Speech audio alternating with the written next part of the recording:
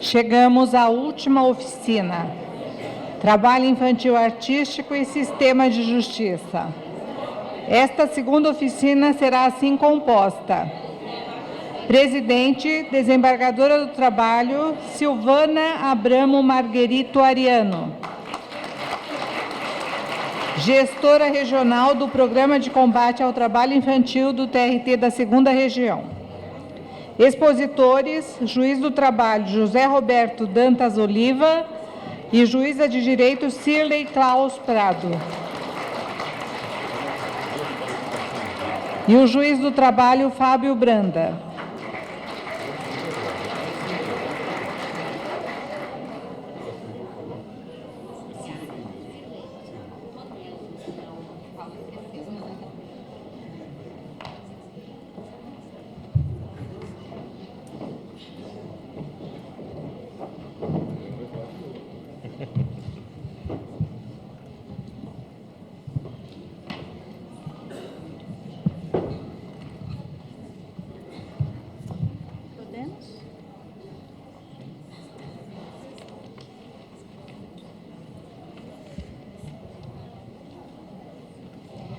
Bom dia a todas e a todos. Vamos chegando ao final desse seminário com a mesa que traz um grande desafio para todos nós, magistrados, advogados, operadores de direito, sociedade e todos os poderes públicos, que é a questão fundamental da gestão, da participação e da inclusão do sistema de justiça na proteção integral.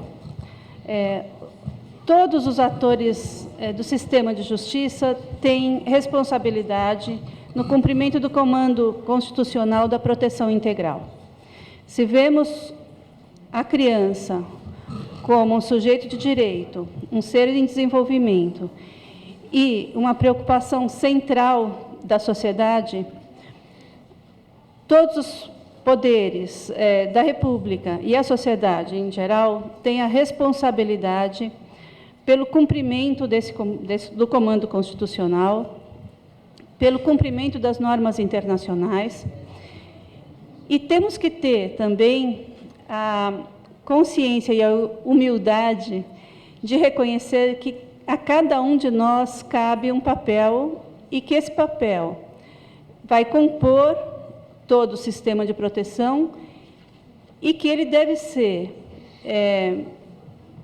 resolvido ou ser efetivado da melhor forma possível para que cada um dos setores da sociedade possa contribuir e formar o grande mosaico que é a proteção integral. Para isso, nós estamos aqui hoje para discutir esse tema, para levantar as proposições mais importantes para a formação da nossa carta e para ouvir as contribuições dos expositores, Dr. José Roberto Dantas Oliva, que é juiz do trabalho e gestor do Programa de Combate ao Trabalho Infantil no âmbito da Justiça do Trabalho, compõe a Comissão Nacional do Tribunal Superior do Trabalho, é um especialista na matéria, autor de livros, de artigos e um grande amigo, José Roberto Dantas Oliva. Um prazer estar aqui nessa mesa com o senhor. Doutora Cirlei Klaus Prado Tonello, também colega magistrada, responsável pela juíza de direito da Vara da Infância e da Juventude do Foro Regional de Santo Amaro, que tem contribuído de forma extremamente relevante com o tema.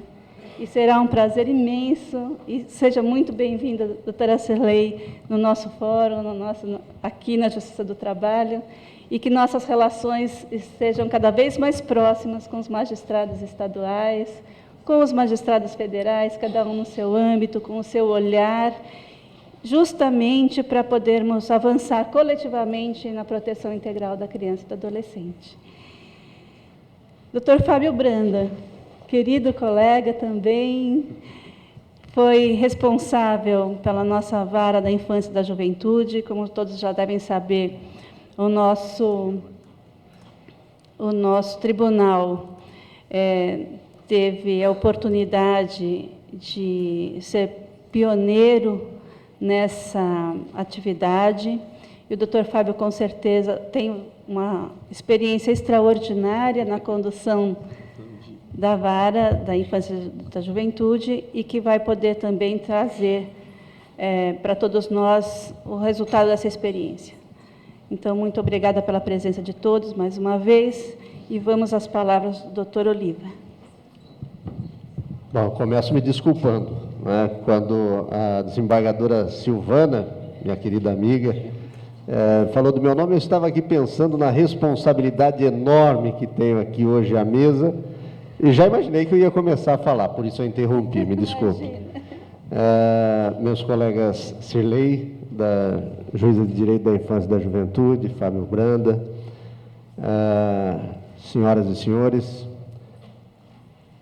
eu já adiantei que eu tenho um problema muito grande de ser sintético, mas hoje eu vou tentar ser, porque o painel diz que nós temos 15 minutos, já com uma tolerância possível de 20 minutos. Então, vou colocar o relógio aqui, inclusive, para saber que às 11h18, no máximo, eu tenho que parar de falar.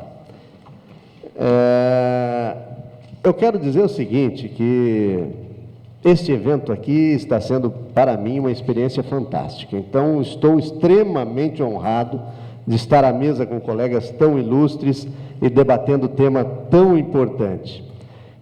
E ontem, quando assisti aquele painel dos artistas infantis, havia uma pergunta que estava me angustiando muito, que eu imaginava que deveria ter sido feita ao Felipe Paulino da Silva, e até encaminhei por escrito essa pergunta. Infelizmente, em razão da exiguidade do tempo, não foi possível que ela fosse feita a ele, mas eu não me contentei, porque eu não sairia satisfeito desse encontro se eu não tivesse falado com ele, e vou tornar pública agora a resposta que me foi dada pelo Felipe Paulino, que é aquele menino que eu não conhecia de nome e nem pessoalmente, mas já tinha ouvido falar dele pelo professor Pato Papaterra, sobre a questão do menino que levou um tiro no pé no Cidade de Deus.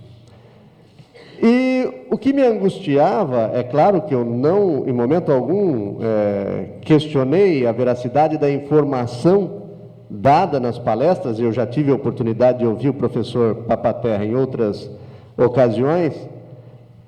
Eu não duvidava do que tinha acontecido, aquela história de que foi dito a ele que a mãe havia morrido e, portanto, ele não estava chorando um fictício tiro no pé, e sim estava chorando e lamentando, naquele momento, a morte da mãe. Ele me confirmou, isso efetivamente aconteceu, mas a situação é ainda mais grave. O Leandro Firmino, o Zé Pequeno, aquele que estimulou, deu o tiro no pé dele e estimulou,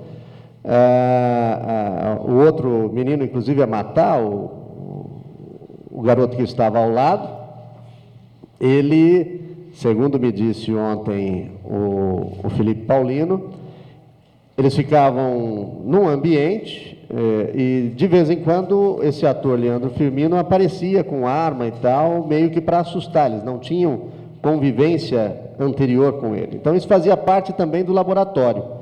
No momento em que ele chegou em cena, ela era também aquela pessoa que os estava assustando.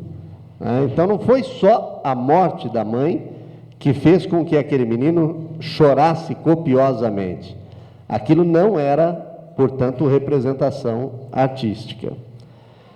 Esse filme, segundo uma notícia veiculada no dia 11 de maio de 2012 na Gazeta do Povo do Paraná, rendeu em bilheteria acumulada pelo mundo todo 30 milhões e 400 mil dólares.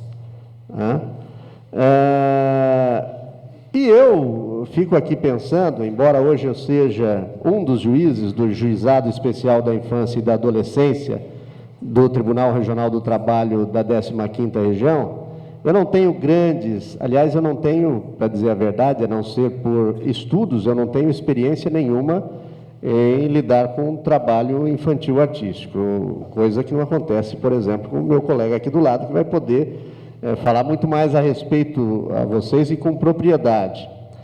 Mas eu penso que a análise de casos como este faz com que reflitamos bastante a respeito dos problemas que podem advir de um trabalho que, num primeiro momento, é glamouroso, sim, para todos, as pessoas não enxergam culturalmente um problema no trabalho infantil artístico, ao contrário do que ocorre em outras situações, mas esse trabalho também pode ter consequências funestas. Eu não sei se todos tiveram a mesma impressão que eu, mas eu não notei ontem, por exemplo, no Felipe, a mesma vivacidade que havia, por exemplo, na Bruna Marquezine, não é? Aliás, me pareceu que ele é até uma pessoa, talvez não seja isso, é uma impressão, isso eu não conversei com ele a respeito, o que eu sei é que ele passa por dificuldades, isso foi perceptível, mas talvez ele seja uma pessoa até um pouco triste, pelo menos foi a sensação que eu tive, e que não tem uma facilidade tão grande de comunicação, e isso pode atrapalhá-lo na carreira, inclusive. O que me confortou um pouco foi o juiz Paulo Fadigas dizer que o desembargador Ciro Darlan, que teria autorizado enquanto juiz da infância e da juventude à época, teria tomado providências porque aquilo teria sido uma fraude. Não estava, e eu acredito sinceramente que não estivesse no propósito de nenhum juiz, nem dele nem de nenhum outro, autorizar uma coisa daquela natureza, né? Aliás, eu acho que, para todos que atuarem nessa área, vai ser o grande dilema. Quando você autorizar, você vai ficar com aquela dúvida.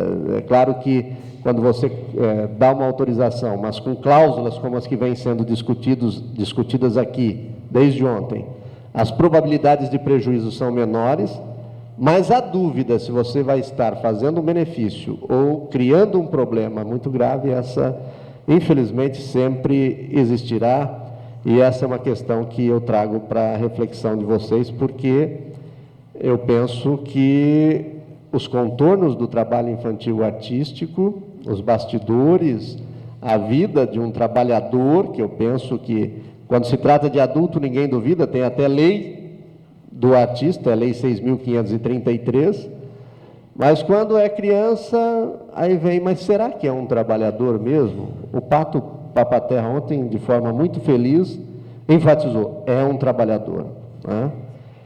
Então, o que o Felipe fez aos 6 anos foi trabalho? Eu penso que sim. Ontem, aliás, o professor Ivan Capelato mencionou que em Ohio, nos Estados Unidos, desde a década de 80, que não se permite mais a atuação de crianças em publicidade, foi isso que ele disse, né? A não ser que seja bebê, porque aí não vai ter... eu acho que a gente precisa refletir muito a respeito disso também. Dito isto, eu quero aqui me regozijar com o meu tribunal, com o Tribunal Regional do Trabalho da 2ª Região, com o Tribunal de Justiça de São Paulo, com o Ministério Público Estadual, com a Procuradoria Regional do Trabalho da 2ª Região e também da 15ª Região, pela recomendação conjunta 1 de 2014.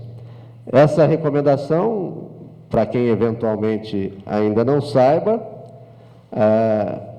só para esclarecer, ela se originou das corregedorias e, no âmbito do Tribunal de Justiça de São Paulo, também da Coordenadoria da Infância e da Juventude. E essa recomendação, para quem não sabe, estabelece diretrizes para resolver uma questão de competência que eu vou falar hoje aqui também. Porque havia, e ainda em alguma medida há, muitas dúvidas acerca de quem deveria decidir sobre trabalho infantil artístico, se o juiz da infância e da juventude ou se o juiz do trabalho. A partir dessa recomendação, eu penso que as dúvidas esmaeceram, diminuíram, né? E ela diz o seguinte, sinteticamente: causas que tenham como fulcro os direitos fundamentais da criança e do adolescente e sua proteção integral estão afetas aos juízes de direito da infância e da juventude, como, aliás, diz o Estatuto da Criança e do Adolescente. O único ponto aqui que eu gostaria de acrescentar é que isso não significa, e existem visões preconceituosas a respeito, que o juiz do trabalho não deva aplicar nas suas decisões o princípio da proteção integral. Isso não é afeto apenas ao juiz da infância e da juventude. Aliás, o próprio artigo 227 da Constituição Federal diz que a todos cabe a proteção integral e absolutamente prioritária que deve ser devotada a crianças e adolescentes. A família, a sociedade, ao Estado, e aí ao Estado juiz também, porque somos Estado, né? E o ECA vai mais além, para dar uma ideia de maior proximidade, fala também da comunidade. Então, o juiz do trabalho lida com proteção todos os dias, quando se trata de trabalho. A única diferença é que, em relação à criança ou adolescente, essa proteção recebe uma adjetivação. Qual é?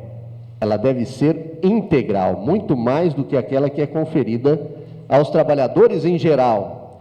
E nós já lidamos com isso também todos os dias, porque nós lidamos com problemas posteriores às autorizações, quando existentes, ou mesmo ao trabalho informal de crianças e adolescentes. E, quando decidimos esses casos, nós temos olhos voltados para o artigo 227 da Constituição e para o Estatuto da Criança e do Adolescente. Então, é absolutamente discriminatória e preconceituosa qualquer afirmação no sentido de que haveria exclusividade do juiz da infância, e veja, nenhuma afirmação nesse sentido partiu de qualquer juiz da infância e da adolescência, mas que isto seria, a aplicação do princípio da proteção integral seria matéria afeta apenas ao juiz da infância e da adolescência. O item 2 da recomendação diz que a autorização para trabalho de crianças e adolescentes, inclusive artístico e desportivo, e outras questões conexas derivadas dessas relações de trabalho, em ações individuais e coletivas, estão no âmbito da Justiça do Trabalho.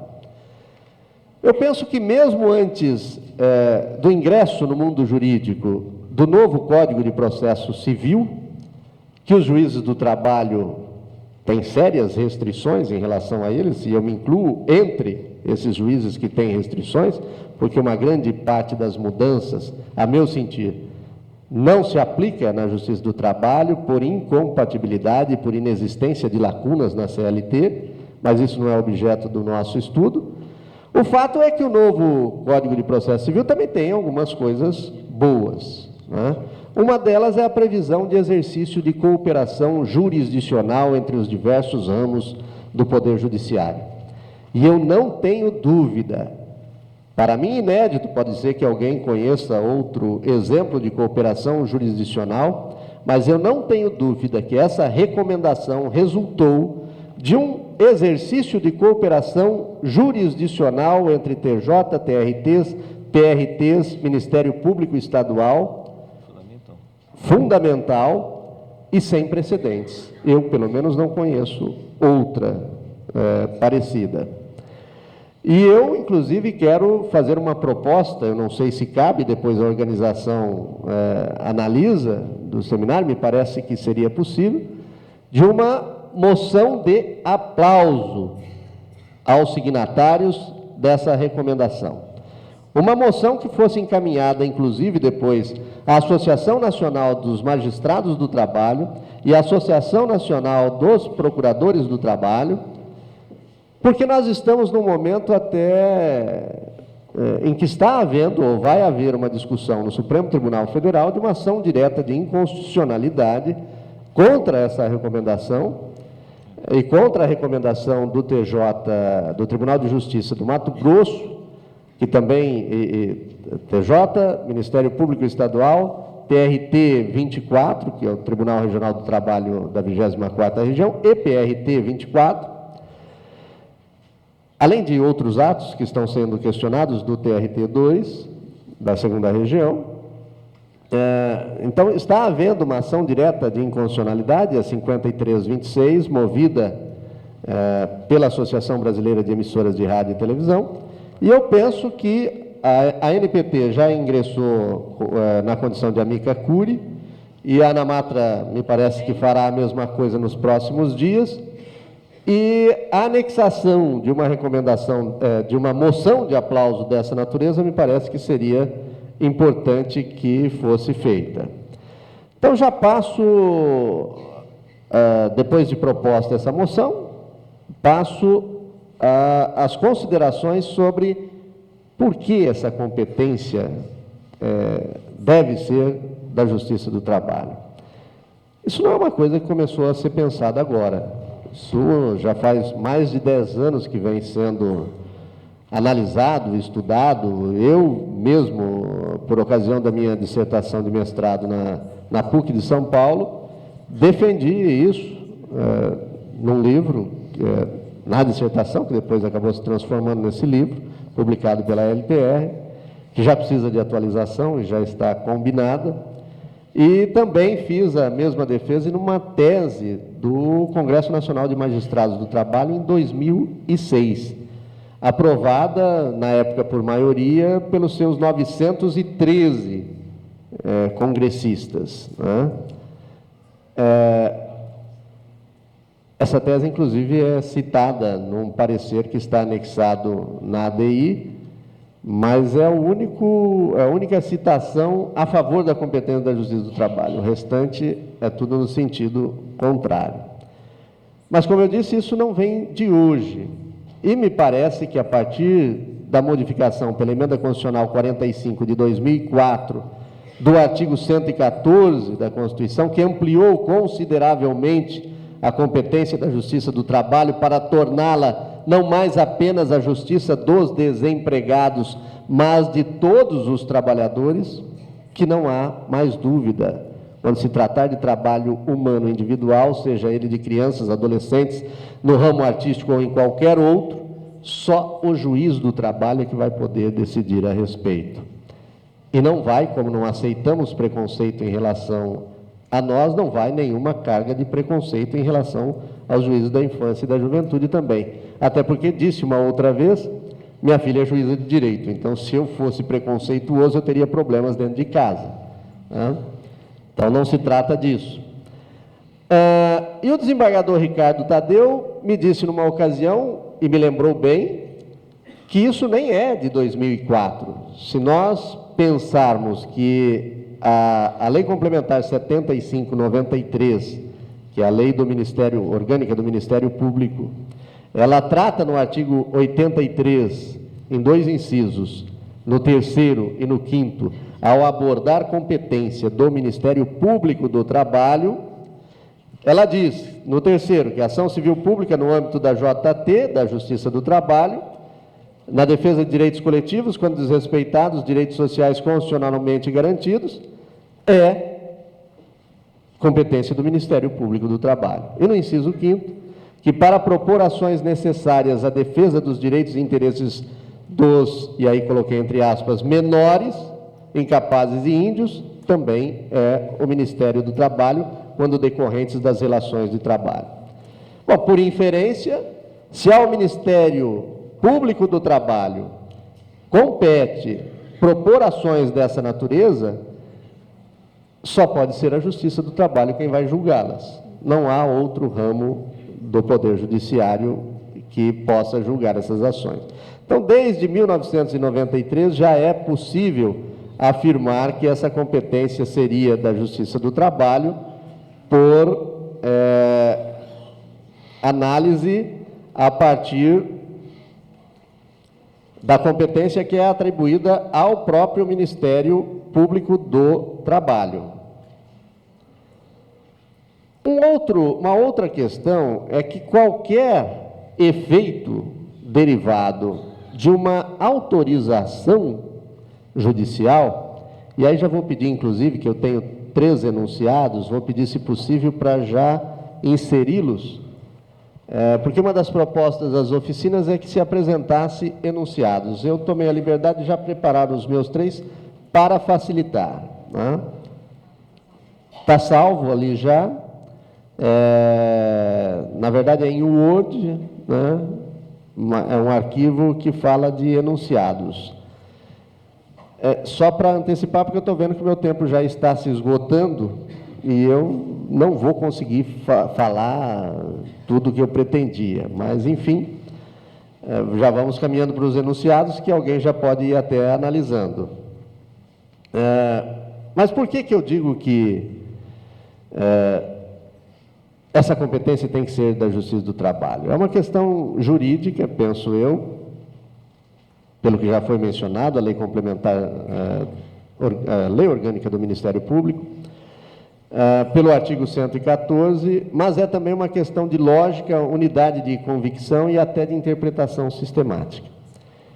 Então, se hoje, como eu já disse, todo trabalho humano individual, e isso está no artigo 114 da Constituição Federal, compete à Justiça do Trabalho, não há nenhum sentido em que autorizações que o precedam, que o antecedam, até para trabalho infantil artístico, sejam decididas por quem depois não vai poder apreciar os efeitos dessas autorizações.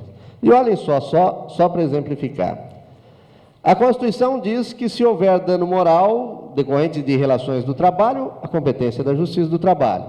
Em casos de acidentes do trabalho, o Supremo Tribunal chegou até depois da emenda constitucional, o Supremo Tribunal Federal, até depois da emenda constitucional 45, chegou a titubear. Num primeiro momento disse que continuava sendo da Justiça Comum, mas depois voltou atrás em decisão plenária e disse que era da Justiça do Trabalho. Hoje tem até súmula vinculante número 22. Fiscalização e sanções administrativas. Ministério do Trabalho e Emprego, ainda que seja trabalho infantil artístico. Quem julga as autuações feitas pelo Ministério do Trabalho e Emprego hoje é a Justiça do Trabalho. Execução de ofício das contribuições previdenciárias, mesmo que não haja relação empregatícia. Artigo 114, inciso 8º da Constituição Federal. Então, tudo isso, todos esses efeitos são de competência da Justiça do Trabalho e, me parece, não há razão alguma para que o juiz da infância e da juventude continue apreciando esses pedidos de autorização, quando depois ele não poderá, e aí já me encaminho para a finalização, que o meu tempo já esgotou, quando depois ele não poderá apreciar seus efeitos. Isso não significa dizer, até para preservar as boas relações, que já foi mencionado aqui, que nós temos que ter, sim, que não vá continuar existindo uma interlocução entre o juiz do trabalho, o juiz da infância e da juventude, porque é o sistema de justiça que tem que funcionar como um todo.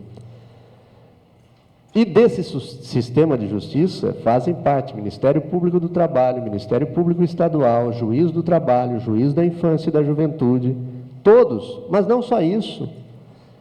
Na ideia de conferir proteção integral e absolutamente prioritária às crianças e adolescentes, onde não houver, nós temos que trabalhar de forma conjunta para fortalecer ou criar, onde não houver, fóruns de prevenção e erradicação do trabalho infantil, seja no âmbito municipal ou regional, como já existe no âmbito estadual e no nacional. Estava aqui há pouco a Isa Maria de Oliveira, falando em nome do Fórum Nacional de Prevenção e Erradicação do Trabalho Infantil, e temos que realizar um trabalho articulado em rede, que envolva Justiça do Trabalho, Juizado da Infância, Ministério Público do Trabalho, Promotor da Infância, Ministério do Trabalho e Emprego, Defensorias Públicas, Secretarias de Ação Social, CRAS, CREAS, Secretarias da Educação, Centros de Referência em Saúde do Trabalhador, Sistema S, SENAI, SENAC, SENAR, entidades diversas, Conselho Municipal dos Direitos da Criança e do Adolescente, conselhos tutelares e outras organizações. Não é possível ninguém, nem juiz do trabalho, nem juiz da infância, nem ninguém, isoladamente, proteger, ainda mais quando essa proteção deve ser integral e absolutamente prioritária. Nós precisamos levantar números, realizar uma busca ativa e combater efetivamente o trabalho infantil em geral.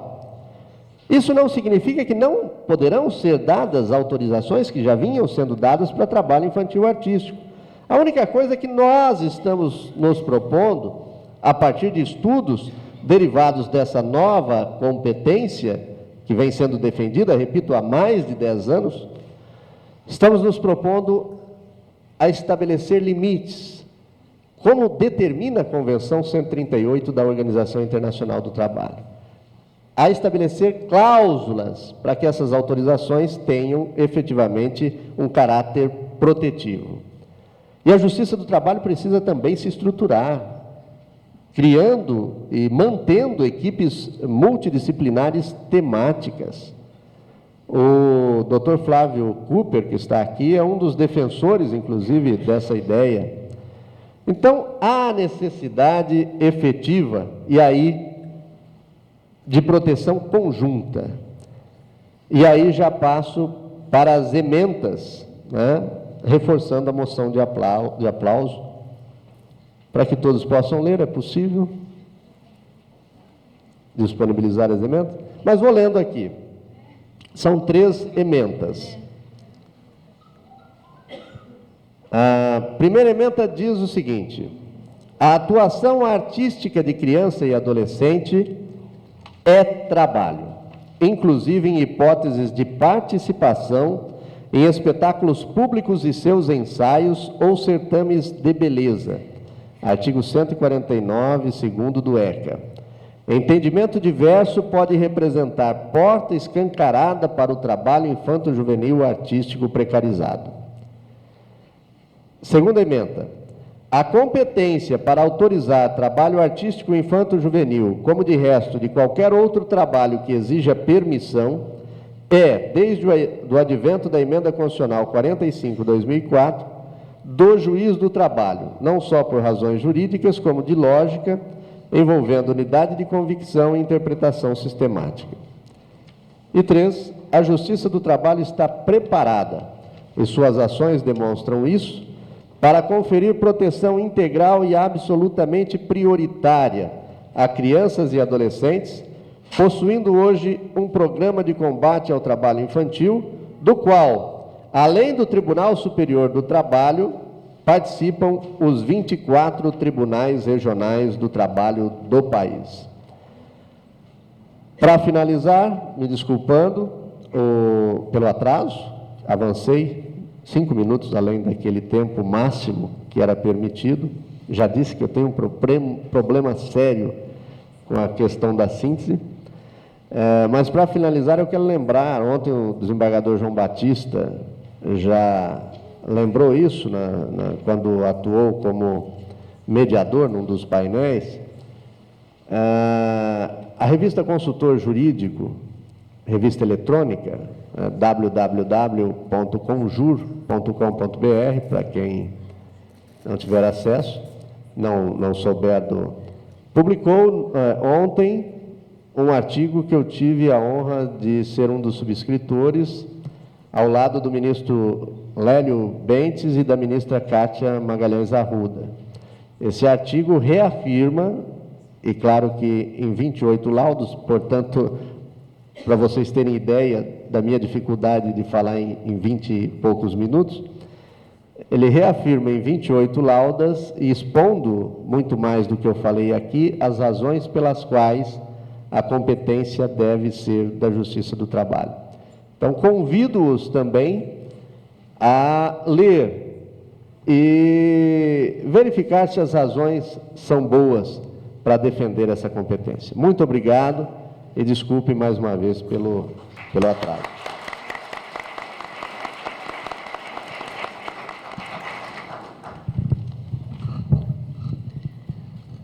Muito obrigada, doutor Oliva. Nós é que pedimos desculpa por não ter todo o tempo possível para ouvi-lo por mais tempo. Sem mais delongas, eu passo para a doutora Cirlei, que fará seu pronunciamento. A minha primeira palavra é de parabenizando a Escola Judicial por essa iniciativa, conjunta, mas a iniciativa desse Tribunal Regional, um evento de suma importância. Eu senti muito não poder ter estado aqui ontem, em razão dos compromissos lá na Vara. Acredito que tenha sido muito enriquecedor, como muitos já mencionaram aqui, mas é de suma importância mesmo essa discussão, né? E também é uma honra compor essa mesa, junto com convidados tão ilustres, né? Então, eu estou muito feliz pelo convite. O cabedal teórico, né, do Dr. José Roberto, eu sei que é grande, né? Então, o que eu tenho a acrescentar aqui hoje é muito mais da minha experiência prática. Tá? Então, acredito até que fui convidada mesmo com essa finalidade. Então, lá no exercício da jurisdição na Vara da Infância e Juventude de Santo Amaro, já há mais de 7 anos, eu venho enfrentando, né, nós juntos, somos em 2 juízes, enfrentando essa questão com alguma frequência do trabalho artístico infantil, ainda que travestida de outro nome, né? Não, quem faz o pedido nunca formula uma autorização, um pedido de alvará para trabalho infantil. Nunca é feito assim. Então, é interessante pontuar que a região lá, nossa região de Santo Amaro, para os senhores terem uma ideia, é uma região imensa. A jurisdição daquele foro regional tem mais de 3,5 milhões de habitantes. E tem uma área de extrema vulnerabilidade social e econômica, ao lado também de uma região mais abastada, né? Temos ali empresas, então é uma região heterogênea. Mas o juiz da infância e juventude, com a competência que lhe dá o ECA e os demais dispositivos legais, ele é afeto principalmente a resolver as questões de crianças e adolescentes em situação de risco, né, que sofram violações de direito, e violações graves, né, são as violações de direito nas suas formas mais cruéis. Então, as questões com as quais nós lidamos diariamente ali são questões muito árduas, bastante delicadas, então nós temos, essa é a grande parte da nossa competência, digamos assim, do nosso filão de atuação, né, para usar uma linguagem um pouco mais de mercado.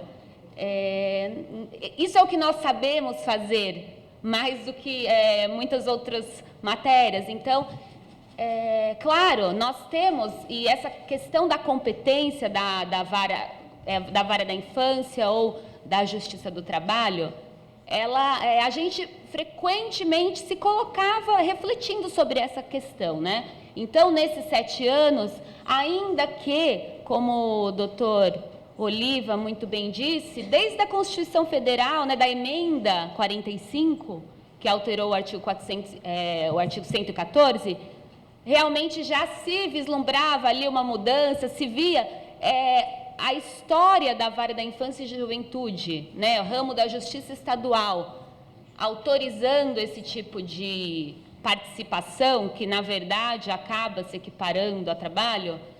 A gente tem uma história nesse tipo de atuação, até porque tem o artigo 403, 406, salvo engano, da CLT, me perdoem, porque CLT não é muito a minha praia, né? E então, que não teria sido recepcionado pela Constituição, enfim, a gente tem essa competência também, então, aí defendendo um pouco a gente, doutor José, temos como justificar por que nos atribuem essa competência, né? E, então, temos esses artigos da CLT e temos também o próprio artigo 149 do ECA, né? o artigo 149, inciso 2, que diz que depende de autorização judicial a participação de crianças e adolescentes em espetáculos públicos e seus ensaios e em certames de beleza. Então, vínhamos caminhando, um pouco tateando, né, nessa questão, vez ou outra aparecia um pedido de autorização, a gente ficava refletindo, pensando. Então, nós fomos construindo um pensamento a esse respeito. Se alguém já viu alguma decisão lá da Vara de Santo Amaro, talvez minha, do outro colega, vai verificar até ao longo dos anos uma mudança de entendimento, né? O juiz tem sim que reformar, ou quer dizer, ele pode reformar o entendimento, a gente estuda, reflete e muda mesmo, né? Então, teve sim essa mudança. Então, vocês podem ver que no início nós apreciávamos sim esses pedidos, né? E por isso que eu também aprovo essa moção de aplauso, acho a iniciativa muito louvável, porque essa recomendação conjunta veio em excelente hora, né? Veio para acabar um pouco com essa dúvida que paira, né? Essa insegurança, tanto dos próprios operadores, dos juízes operadores do direito, quanto dos advogados, né? Ao formularem seus pedidos. Então, pesquisando até no site do Tribunal de Justiça, vocês, senhores, poderão ver que até o final de 2014, inúmeras autorizações judiciais para trabalho sendo dadas pelas varas da infância e juventude, né? O ramo da Justiça Estadual. Então, essa recomendação, é claro, né? Uma recomendação, tem muitos juízes que talvez não a sigam, mas entendo muito pertinente, uma coisa, algo para reforçar, né, a posição nossa como juiz, como os juízes que entendem mesmo ser a competência da Justiça do Trabalho.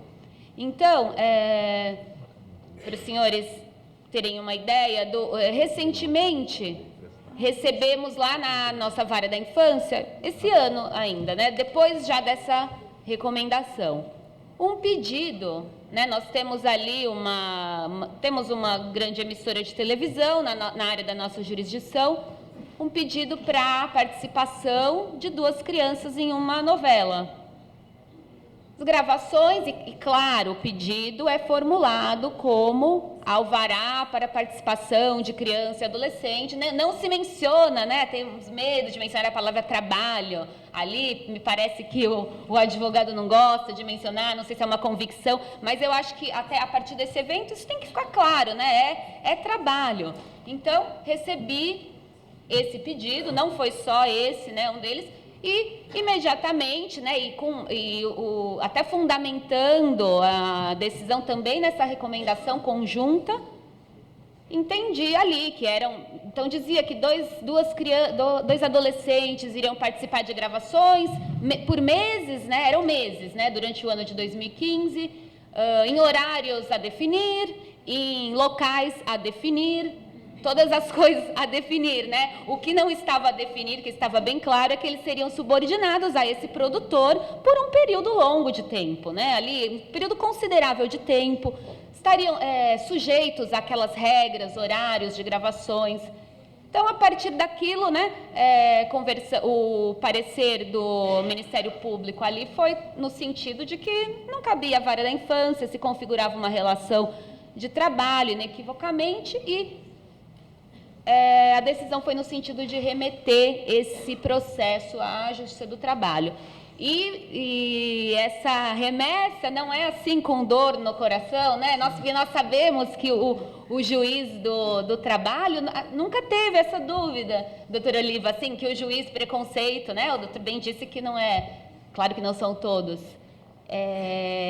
direcionado, a vara do trabalho saberá proteger devidamente essas crianças?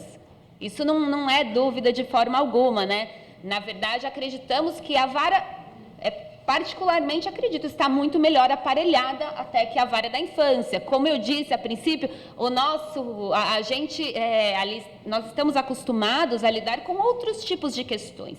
Então, essas questões da gente demandam até um estudo maior, uma energia, e nós podemos até ter uma chance de errar, mas por não estarmos tão familiarizados. Então, a vara do trabalho, a Justiça do Trabalho, tem plenas condições de fazer essa análise e, é claro, utilizando o Estatuto da Criança e do Adolescente, isso com certeza, né? É o sistema de garantia de direitos. Então, nós fazemos essa remessa com todo carinho até, né? E no começo imaginávamos, até antes da recomendação, será que eles vão se dar por incompetentes, né? A gente ficava pensando, e o que a gente não gosta é do jogo de empurra, né? Então, a ideia aqui é bom essa nossa reunião, porque nós estamos todos com a mesma visão, pelo que eu estou vendo, né? Não está, ninguém está avocando uma competência para si, e o outro também, e também não estamos negando a competência. Então, nós todos temos convicção aqui de quem é o competente. Então, fizemos isso e, para nossa surpresa, claro, não houve, não foi suscitado nenhum conflito de competência, né? Tínhamos um pouco essa preocupação, mas, com alguma surpresa, vimos algumas as partes agravando dessa decisão, né? Então, temos um dos fundamentos, eu até fui ler as razões para... Eu queria saber, né, qual era o fundamento. Então, eles invocam, e realmente, de fato, para os senhores entenderem mesmo como essa questão da competência, ela não é tão singela assim quanto parece, né? No nosso meio. Então, tem muitos juízes que ainda entendem mesmo que a competência é da vara da infância. O próprio STJ, né, tem decisões nesse sentido, bem posteriores à emenda constitucional 45. Então, o STJ dizendo que o fundamento, esse eu achei interessante, mas não concordo, por ser um procedimento de jurisdição voluntária, né, não há lide, é um mero pedido de alvará, não tem controvérsia, não tem autor, não tem réu. Então, por essa razão, a Justiça do Trabalho estaria impossibilitada de atuar, né? Então, esse foi um dos fundamentos do recurso, das razões de recurso. No fim, eu não me lembro o que foi decidido, se já foi julgado. Então, esses são os casos que nós continuamos a receber ali, né? E temos uma outra questão aqui, né? Então, o artigo 149.2 do ECA, né, ao disciplinar que é necessário alvará, autorização judicial para essa participação. Então, pelo que entendi aqui da exposição aqui do caro ilustre colega, entende essa participação como trabalho. Então, é interessante até o artigo do Estatuto da Criança e do Adolescente, que trata, né, estabelece a competência da vara da infância e da juventude, entendida nesse caso como ramo da justiça estadual, né, estabeleceria ali uma hipótese de competência exclusiva do juiz do trabalho. É isso, né? Praticamente. Então, mais ou menos, né? Uma interpretação livre da colocação aqui do colega. Então, essa competência, porque a nossa pergunta como juiz da infância é essa, então, como juízes da infância lá do ramo estadual, nós temos alguma atuação agora em relação àquele artigo 149.2, né? Que tipo de participação em espetáculo público e seus ensaios seria de competência do juiz da infância? Então, refletindo sobre o tema, tenho que a participação participação no sentido amplo, ela inclui o trabalho. Todo trabalho é uma participação. Isso é evidente. Mas nem toda participação é um trabalho. Então, acredito que nós possamos fazer uma distinção ainda aí nesse sentido, e é o entendimento que nós estamos trilhando atualmente na vara da infância e juventude. E entendemos que tem sido esse também o entendimento dos magistrados aqui no estado de São Paulo.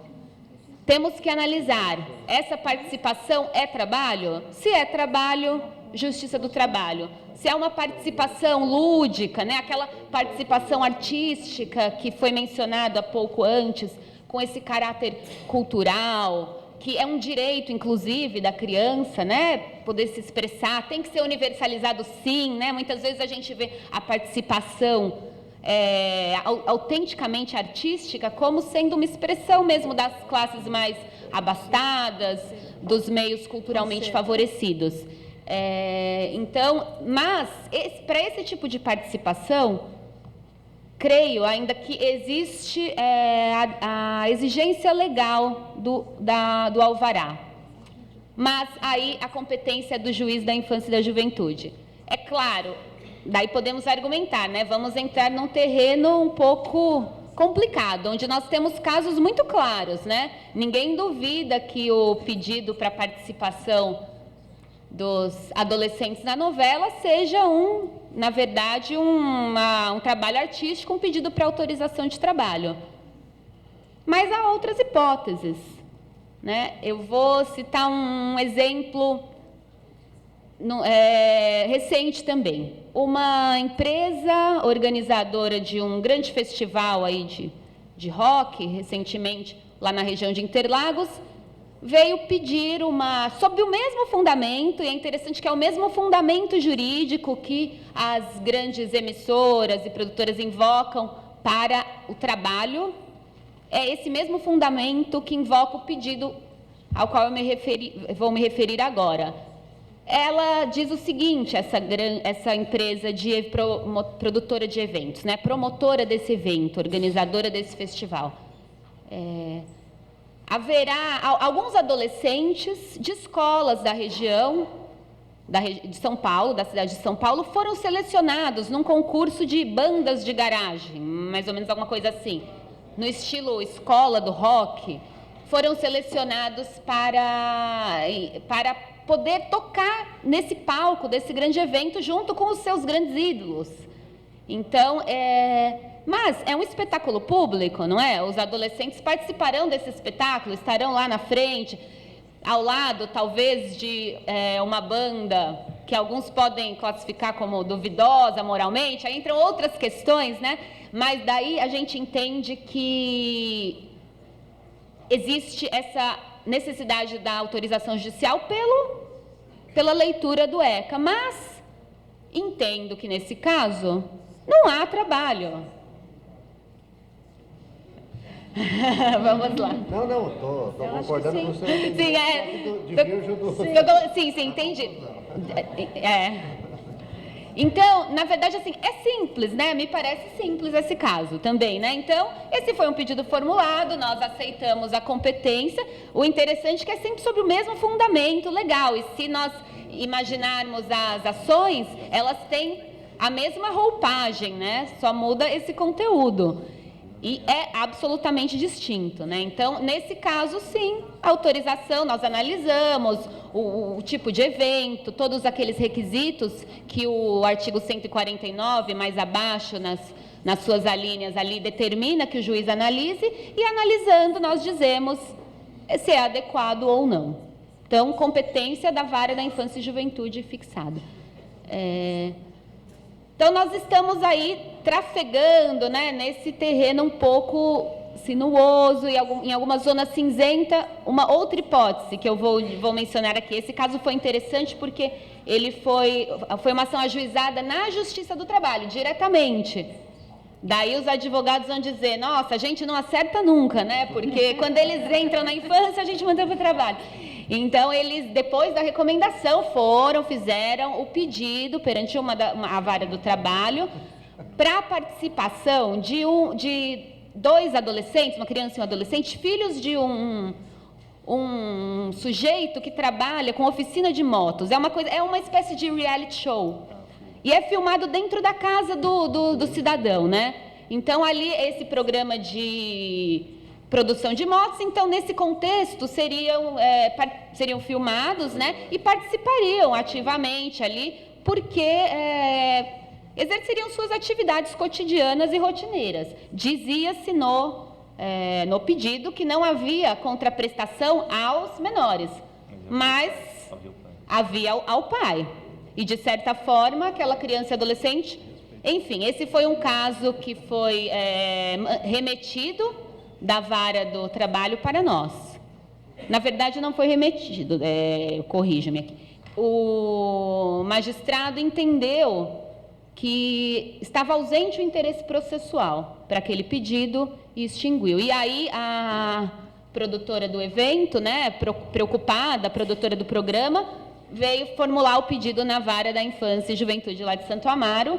O promotor opinou pela extinção, também sem resolução de mérito, na linha um pouco do entendimento do doutor José, de que é uma participação passiva, não tem nenhuma relação de trabalho das crianças com esse produtor, elas estão ali exercendo suas atividades rotineiras. Mas aí eu saí de férias e a colega que veio que decidiu. Então eu não vou contar para os senhores qual foi a decisão. Mas eu fiquei bastante pensativa, confesso, porque passou inicialmente para mim o despacho inicial e eu já olhei, vi, fiquei bastante pensativa. Achei um caso que traz bastante indagação, né? Então, essas são as questões que nós temos ali na Vara da Infância, mas eu queria colocar para os senhores também para reflexão, são entendimentos em construção, o que está claro realmente nesse sentido da recomendação conjunta, e o importante que foi ressaltado aqui é que seja, né, a competência, acreditamos que sim, é da Justiça do Trabalho, mas nos dois âmbitos que se respeitem, né, que se pense na proteção integral. Se porventura, eventualmente, algum juiz de direito acabar por entrar nessa seara, né, que efetivamente fixe, né, os requisitos mínimos. Então, são áreas em que há uma interface ali, então, que seja tanto o juiz do trabalho apreciando o pedido de trabalho artístico, olhando o ECA, quanto, se for o caso, o juiz de direito olhando a questão trabalhista. Tá bom? Agradeço. Muito obrigada.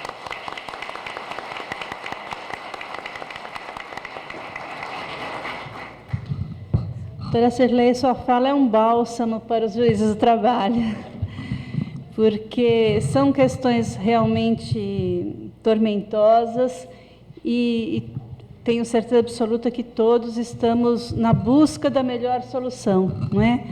E, assim, eu acho que não há nenhuma dúvida da nossa parte também em relação a essa questão de se desfazer de um trabalho, muito ao contrário. Queremos todos colaborar para que possamos construir uma cultura e um sistema que dialogue entre si, né? Eu peço licença aqui para extrapolar um pouquinho minhas funções de mesa, mas apenas 2 comentários a respeito da sua fala. A primeiro é que a questão da participação artística ou do trabalho infantil, né, ela é muito sensível aos juízes do trabalho, porque na nossa atividade cotidiana, eu acho que uma grande parte da nossa atividade diz respeito justamente à verificação e à qualificação dos requisitos da existência do trabalho nos processos de vínculo empregatício, que é a nossa matéria diária, né? Então, o juiz do trabalho, de fato, tem um acúmulo, né, de conhecimento e experiência, justamente, inclusive, para fazer essa diferenciação, né, e detectar com muita segurança, na verdade, essa questão de que se existe, de fato, se trata de uma participação ou não. Por isso que eu acho que, na minha opinião, evidentemente, essa diferenciação, ela não se constitui num empecilho à discussão da competência, né? Mas, aliás, um reforço à nossa competência nesse sentido, que o juiz do trabalho está preparado para discutir a existência ou não de um vínculo empregatício, um trabalho autônomo, um vendedor, e também a participação artística ou não, né? Claro que, no caso das especificidades, a gente realmente pode e deve trabalhar em conjunto. A outra questão que me chamou a atenção é de que a Justiça do Trabalho tem muito a aprender com as varas da infância e da juventude na sua estruturação do acolhimento e da assistência, não é? E do trabalho interprofissional, não é? Trabalhar junto com assistentes sociais, com psicólogos, com outros profissionais que possam realmente apoiar nosso trabalho. E, nesse sentido, nossa recomendação, ela já estabelece isso, quando os tribunais colocam à disposição dos juízes o arcabouço da estrutura da assistência social e psicológica e médica dos seus tribunais. E, só para finalizar, que eu não vou resistir, é que nessa mesa nós temos aqui 3 atores de um caso emblemático, que felizmente eu tive também alguma participação na segunda instância, que foi um processo de uma criança que tem uma doença grave, uma doença degenerativa, uma osteogênese, como se chama, Fábio? Imperfeita, né? Conhecida como uma doença de ossos de cristal. Síndrome de ossos de cristal. O processo, a autorização para a realização de um programa, que seria um documentário, foi encaminhado ao juízo de Santo Amaro, que declinou a competência, chegou ao Fábio, né, que examinou a questão e depois, por uma sorte muito grande, chegou a mim na segunda instância.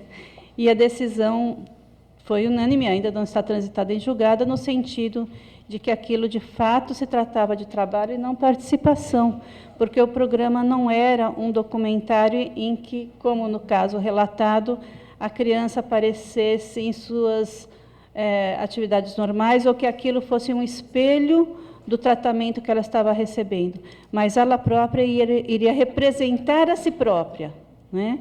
Ela, inclusive, no processo foi interessante porque existia um roteiro com falas para a criança, né? Então, nós entendemos que, apesar da aparência de um documentário, aquilo realmente se tratava de um programa e de um trabalho. Então, sem mais delongas, passo a palavra ao Dr. Fábio. Bom dia a todos. Agradecer a doutora Silvana, minha chefe na comissão do trabalho infantil, que eu tenho muita honra de compor. Agradecer aos colegas, ao José Roberto Dantas, que a gente já está nessa luta, ele há muito mais tempo, eu entrei depois, é o segundo evento que fizemos um no Tribunal de Justiça, defendendo a nossa competência. Então, eu vou assim, eu tinha feito um PowerPoint, fiz tudo bonitinho, mas eu vou cortar porque a dinâmica está me levando a uma outra situação, então eu vou mudar o rumo da palestra. Como aqui é um colegiado, doutora Cirlei, eu voto vencido, reconhecer a competência, eu vou julgar. Então, a competência é nossa, vamos partir disso. Deu por maioria de votos e eu sou juiz de primeira instância, vou julgar. Eu só vou reconhecer o vínculo, eu estou julgando. O que eu acho importante, sou a última pessoa a falar, não tinha muito a acrescentar teoricamente, muitas pessoas muito mais capacitadas que eu falaram, então eu achei que eu tenho que tocar num ponto específico da nossa criação do juiz auxiliar. A atitude do Tribunal de São Paulo, que foi sensacional, foi criado pelo ato GP 1913, de 17/9/2013. Essa data é importante porque ela é antes do lançamento do Programa Nacional, do Programa Nacional do CSJT, que é dezembro de 2013. Então, o Tribunal de São Paulo criou o juiz auxiliar antes disso, que os outros tribunais, muitos tribunais aguardaram. Se eu não me engano, aí o Zé Roberto pode me corrigir, acho que o Tribunal de São Paulo é o primeiro, que criou especificamente a vara da infância e adolescência. Foi um privilégio muito grande eu estar à frente, eu estava na hora certa, no lugar certo, e caiu comigo. E é uma experiência muito enriquecedora. Eu vi pessoas falando antes, eu não vim nos outros dias, não por desleixo, mas porque eu estava em licença paternidade que nasceu meu filho, então eu só vim hoje. Hoje é o primeiro dia que eu estou voltando. E, assim, do que eu posso dizer é o seguinte, eu não tenho uma visão maniqueísta, assim, fizeram as brincadeiras com o mercado, nós, vocês. Eu acho que tem aí, não é branco e preto, tem os 50 tons de cinza, eles vão variando, tem uma gradação. Temos situações, e aí o trabalho artístico, o José Roberto Dantas e a Comissão Nacional, eles tratam o trabalho infantil tratando a pior hipótese. Então, você tem o trabalho infantil na cana-de-açúcar, você tem o trabalho infantil aqui em São Paulo dos plaqueiros, que é muito grave, o Ministério Público já interveio. Nós temos o trabalho aqui infantil, que foi uma ação civil pública famosa também, caiu inclusive com um ex-membro do Ministério Público, foi dos engraxates do aeroporto de Congonhas. Muito importante. Então, essa é um foco que aí todo o sistema tem que funcionar. A brincadeira que eu fiz inicial sobre a competência, doutor Zé, é que eu também concordo que, assim, e o Zé Roberto bateu nisso, que temos que unir a nossa fala, tem que ser um sistema de proteção. Por que eu digo isso? Na nossa na atuação no Juiz da Infância, quando veio para nós, é óbvio, olhávamos até então as questões básicas do trabalho, limite de jornada principalmente, pausas, condições do local da locação, a salubridade do ambiente, tudo. Um dos advogados de uma produtora de publicidade entrou e falou assim para mim: "Pô, o senhor está acabando com o mercado aqui em São Paulo, nós vamos para fora." Falei, bom, azar dos senhores, eu não posso fazer nada, eu não tenho essa pretensão de acabar, acho que não vou acabar com o mercado, mas eu tenho que cuidar eu tenho que dar essa proteção. E havia uma diferença muito grande, a gente percebeu o seguinte: há uma diferença grande dos produtores culturais, que são, por exemplo, o SESC, a Prefeitura, que tem uma preocupação diferente em relação ao trabalho da criança, e existe a área publicitária, essa muito agressiva. Inclusive, meus funcionários que trabalhavam comigo, acho que estão aí, não vi todos, perceberam isso. A gente teve uma demanda, porque era na mesma secretaria que atuávamos como vara normal de execução e o trabalho do artístico infantil. E percebiam assim claramente, o funcionário: doutor, tem alguém aí da infância falar com o senhor, porque era muito diferente o tratamento. Eles falavam assim: a gravação é amanhã, o senhor tem que definir agora. Falei, não, peraí, o senhor está me impondo um prazo que é seu, não meu. Eu tenho que olhar, o Ministério Público tem que falar. Não é uma decisão, nós estamos, como vamos repetir isso, construindo isso. O nosso contato com o Ministério Público foi muito de coordenação. Fizemos acordos de facilitar o processo, o encaminhamento do processo. Os procuradores aumentaram a quantidade de processos para poderem dar conta dessa demanda maior, fizeram pareceres no mesmo dia, quer dizer, foi uma demanda de todos. O Ministério Público se envolveu muito nisso. Então, eu ali, como o primeiro juiz da primeira vara, é muito difícil. Hoje, pode ser que as minhas decisões estejam sujeitas a críticas. É muito mais fácil, óbvio, eu amadureço a ideia e falo, pô, não devia ter feito isso. Só que eu era o da infantaria, eu estava no meio do tiroteio, eu tinha que resolver. Eu acho que foi feito de uma forma bastante, assim, do melhor que eu pude fazer. Nós conseguimos convencer, e isso é o mais difícil, é convencer nossos colegas que a competência é nossa. Essa é difícil. Porque uma coisa é outro ramo da justiça, fala, não, é minha, é tua, tal. Mas aos nossos colegas é mais difícil. E isso é um trabalho que vai amadurecendo. A vantagem de ter centralizado é que eu acho que a competência é nossa. E, senão, todo mundo que entrava, eu declinava a competência, não tinha trabalho, era uma decisão padrão.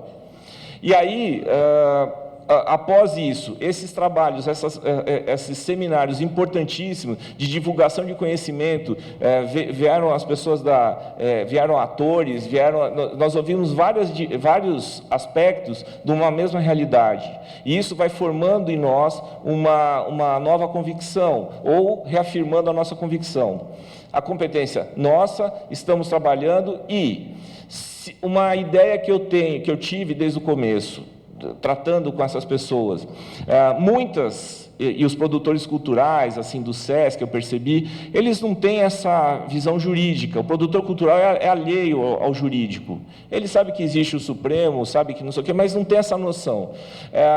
Teve um festival do SESC, eu indeferi a participação de um menor, posso falar, porque era aberto, era um menor, uma criança, era uma peça, uma história sobre Salvador Allende.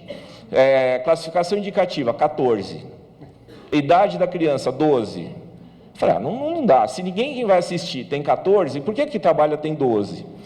Aí chamei a produtora, ela falou, nunca percebi isso. Quer dizer, ela não tinha, e uma pessoa super... Ela quis depois fazer um evento lá para que houvesse essa conscientização. Ela não tinha esse viés, é óbvio, não tem como dizer que há uma influência do dinheiro. O SESC tem que receber, é óbvio, mas ela não tem essa coisa assim. A hora que eu falei para ela, ela falou, não tinha pensado nisso. Porque a classificação indicativa da peça era 14. E aí é uma dificuldade do trabalho artístico, que é essa dicotomia do seguinte: proteção à criança, de um lado, de outro, livre manifestação da expressão artística, que está tão em voga. O Supremo acaba de liberar as biografias não autorizadas e tal. Então, muitas vezes, nesse processo, que o requerimento, a autorização é pedida pela empresa, vem um argumento subentendido: o senhor não pode analisar o teor da cena que ele vai trabalhar. E aí eu discordava, quer dizer, eu decidia, eu podia sim. E nessa peça eu fiz isso. Uma das ações mais significativas, que ficou famosa, foi em rede social, apareceu em redes sociais, tal, foi de uma grande revista que o Ministério Público entrou com uma muito ativa, fizemos a audiência, eu, a doutora Elisiane, o doutor Rafael e a Anelisa, fizemos uma audiência prévia, e foi bastante assim significativo essa diferença que eu ressaltei. Uma coisa é o produtor cultural ligado em peça de teatro, na formação, assim, você percebe que a hora que você chama o produtor, ele fala, não tinha pensado. Quando tratamos e ali era uma situação dessa, envolvendo o comércio, envolvendo publicidade, aí é uma outra enfoque que é dado. E aí nós temos que atuar firmemente, porque aí sim existe a prevalência do mercado, os pais são grandes culpados, os pais são, se não, assim, eu cheguei para uma mãe e falei, nós estamos protegendo o seu filho da senhora. É duro você falar isso, mas existe uma coisa, e assim, não é novidade, existe a lei da palmada, não existe? É uma intervenção do Estado dizendo, você não é dono do seu filho. Eu não posso fazer o que eu quiser com meu filho. Essa decisão que a Silvana citou, da síndrome do ossos de vidro, ela teve um aspecto da sentença que foi o seguinte: podia, e isso foi engraçado que os meus assessores ali, a gente conversando, podia a mãe expor essa criança que tinha 5 anos a esse constrangimento? Podia a mãe, ela tem esse direito de permitir que uma empresa, uma multinacional, faça esse vídeo que ela hoje tem 5 anos. Se essa criança chegar aos 18 e falar, mãe, eu não queria aparecer. Era uma situação muito delicada. Houve da minha assessoria uma divergência, falou, o senhor está impedindo que esse caso venha a público e que haja pesquisa dessa doença. É um argumento. Não estava no processo, mas foi um argumento. A mãe veio falar comigo e falou isso. Falou, mas eu quero... Na verdade, numa entrelinha, eu entendi o seguinte, ela queria expor para ver se tinha alguma doação de alguma coisa. Era uma situação muito complicada. Não era uma mãe rica, era uma pessoa simples. Então, era ali, eu tratando de 2 valores muito difíceis. A sobrevivência, mas se eu estivesse tratando assim, ela vai receber... Talvez a decisão fosse outra, talvez. Mas não havia dinheiro, não havia contraprestação da empresa. Como que uma multinacional, com sede fora daqui, com vários interesses, vai fazer um documentário de graça?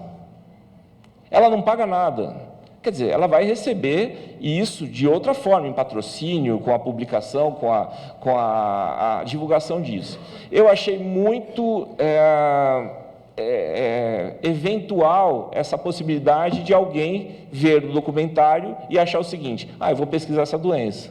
Qual é o ganho disso? E eu pensei mais na seguinte situação: essa criança pode chegar aos 18 anos e falar: mãe, eu não queria ter aparecido. Isso ficou claro, e esse debate, que eu digo recente, porque nós estamos falando da criação de uma vara na Justiça do Trabalho em 2013, nós estamos em 2015. Nós estamos falando dessas decisões envolvendo crianças, porque antigamente, e isso é difícil quando nós falamos do trabalho infantil de uma forma geral, é o seguinte: nós somos gerações que ouvimos muitos avós. Eu comecei a trabalhar com 5 anos. É muito fácil alguém ter ouvido isso em casa. Eu não tinha que ir engraxar sapato, ia não sei o que, trabalhava com o meu avô. E isso vem arraigado, é difícil você lidar com isso e falar: não, você trabalhou porque não teve outra oportunidade, não teve chance, porque se você pudesse, ia brincar. E aí a gente vê os nossos filhos, e também existe essa situação também pessoal. Os nossos filhos, a gente quer que estude na melhor escola, faça inglês, faça não sei o quê, natação, não pegue chuva, mas o filho do outro se estivesse trabalhando, não estava na rua. É fácil eu julgar o outro e dizer: mas já está trabalhando.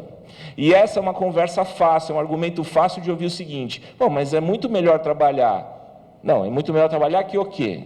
Tem que ter trabalhar comparando com o quê? Com a escravidão? Qual a situação?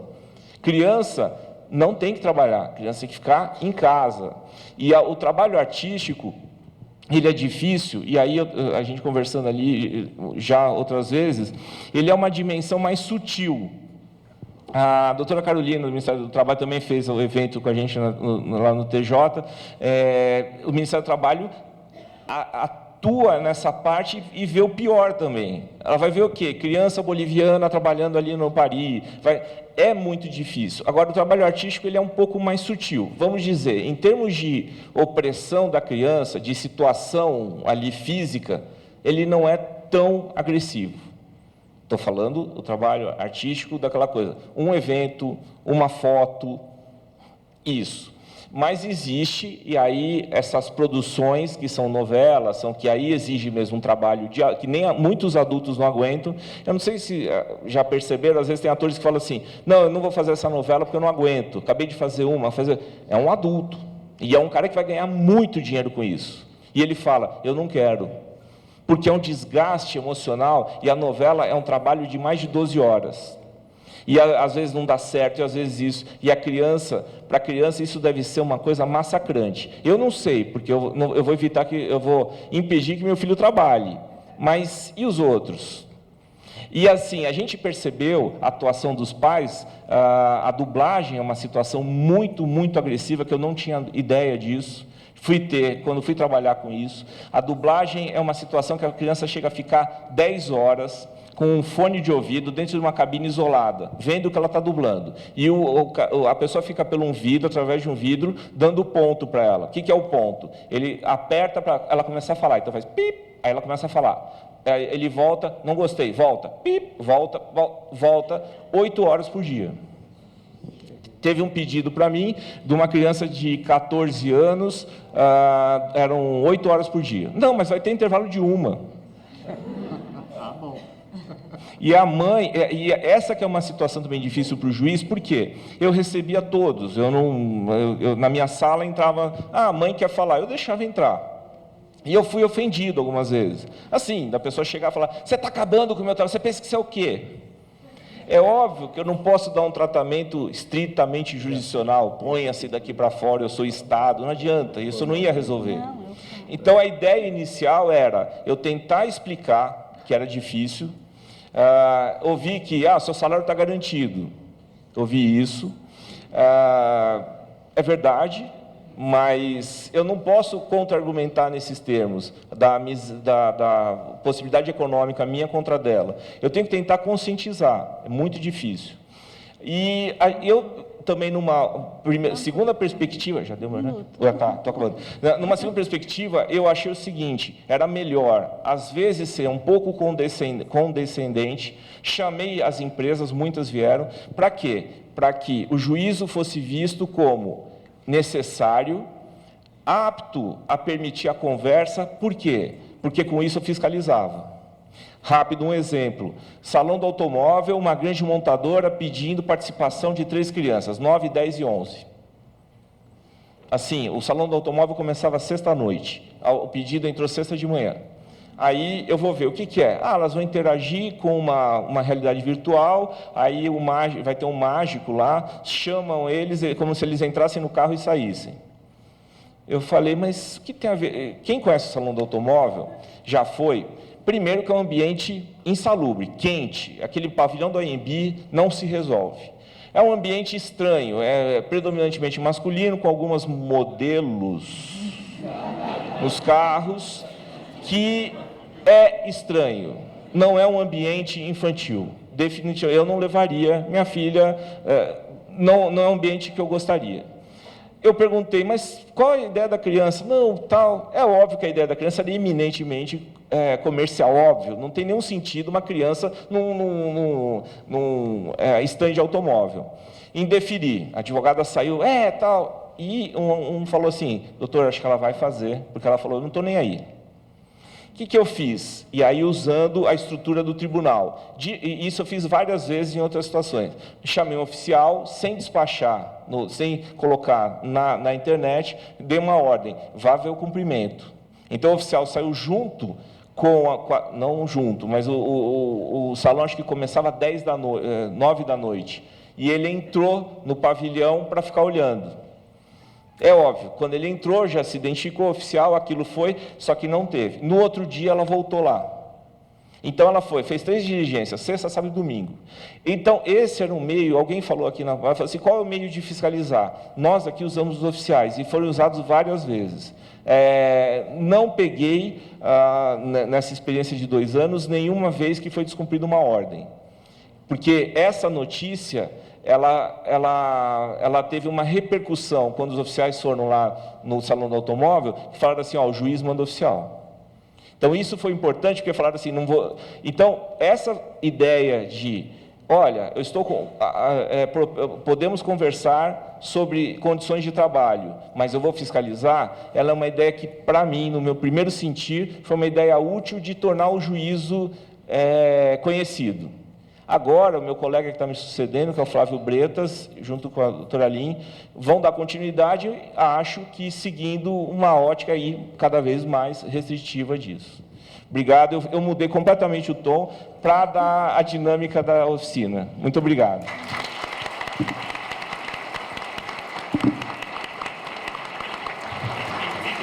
Finalizando, antes de finalizar o painel, o doutor Oliva teria algum comentário e, em seguida, eu peço que todos permaneçam aqui no plenário para que possamos fazer a assembleia de encerramento com a leitura e, se for o caso, a aprovação da carta que encerra o seminário.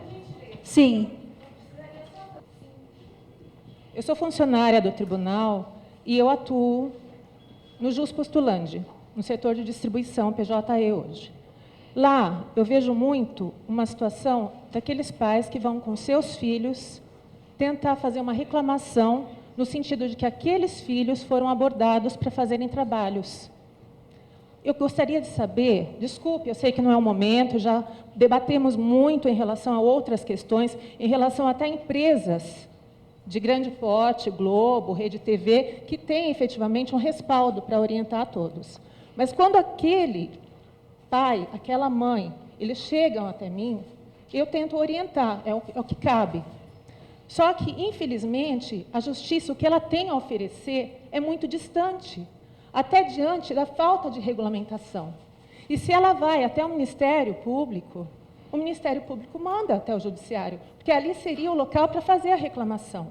Entendeu? Então, a minha questão é em relação a essas empresas clandestinas, que não são Globo, não são Rede TV, Mas como nós ficamos em relação a dar um respaldo para essas pessoas, para essas crianças, que por vezes até tiveram até uma situação de tirarem fotos um pouco mais sensuais. Enfim, a gente sabe que tem algo embutido nisso.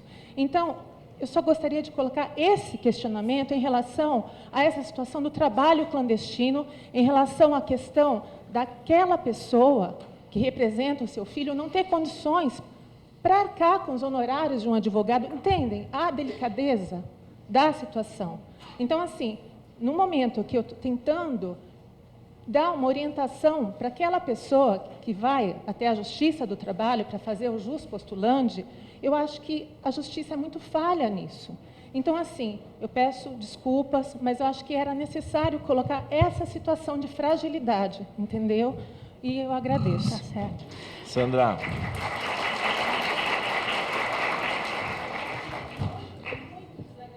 Ô, Sandra, eu sei que você sofre lá em Guarulhos, mas olha, estamos aqui, todo mundo, esse evento tal, é para tentar justamente fortalecer essa proteção. A Justiça faz o que pode. Nós estamos muito aquém das demandas, nós entendemos isso. E nós estamos, todo mundo aqui chegou eu acho que uma conclusão comum, que é como é sutil essa discussão do trabalho infantil, do trabalho clandestino, do menino que fica com placa de imóvel na rua. É difícil, porque você está lidando com sobrevivência, é difícil. Você faz o que pode ali, na verbal, você faz o que dá. Nesse primeiro momento, é um momento de aflição, acho que você pode acalmar, tentar conversar. Agora, fazemos isso.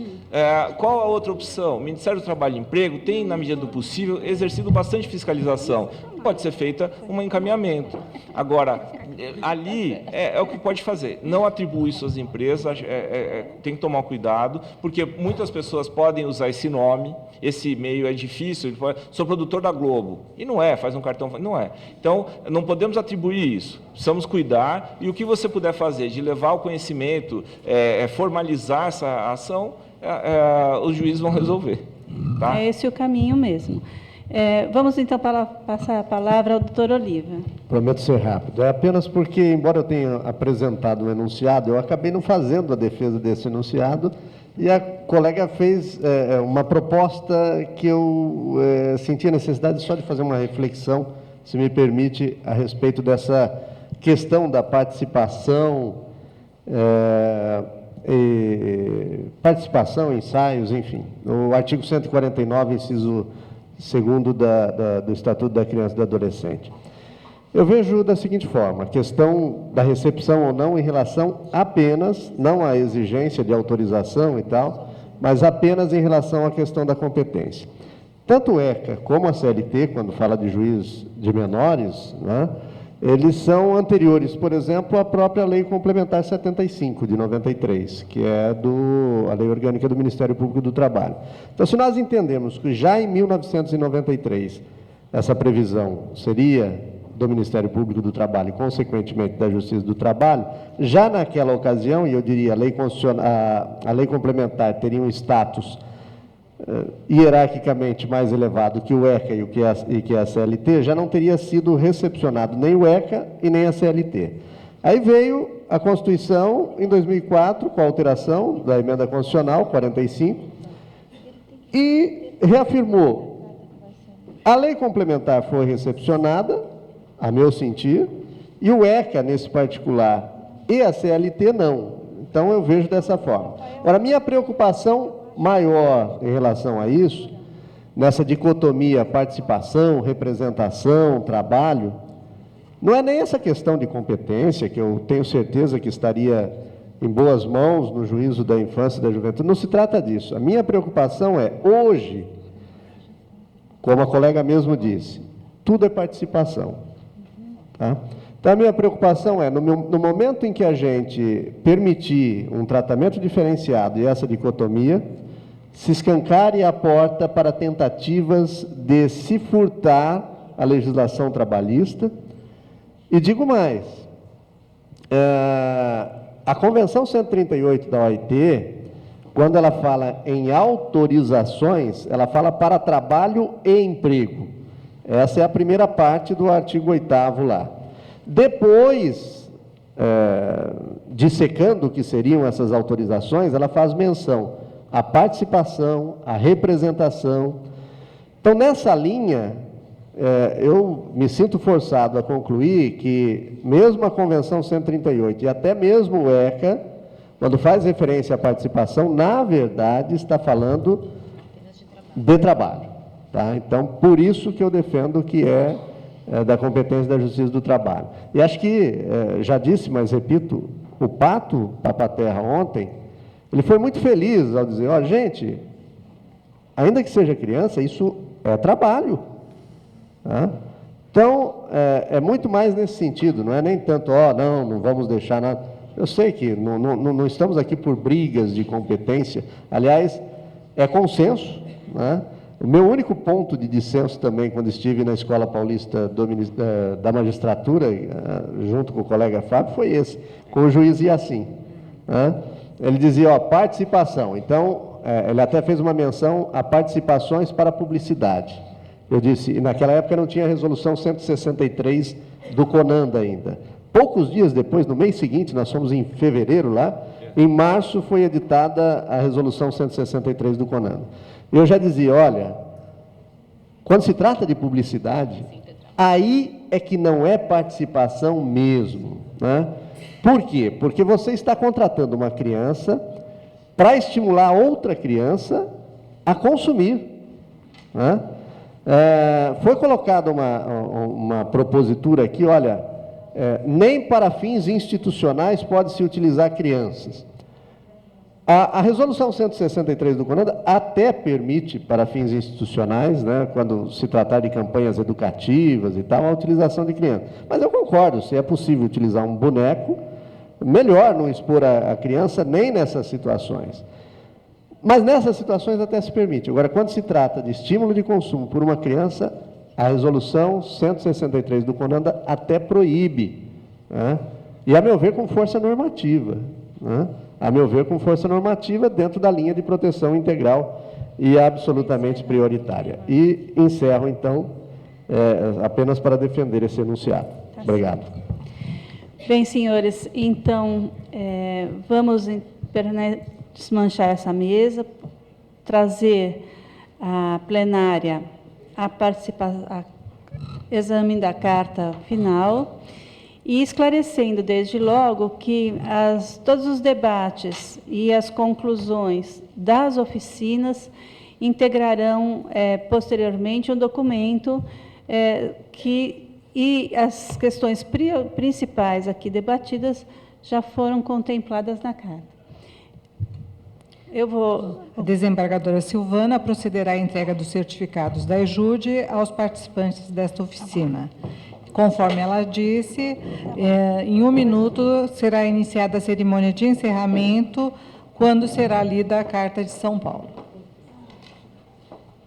Nós já vamos retornar com a última fase do nosso seminário Trabalho Infantil Artístico, entre o sonho e a realidade.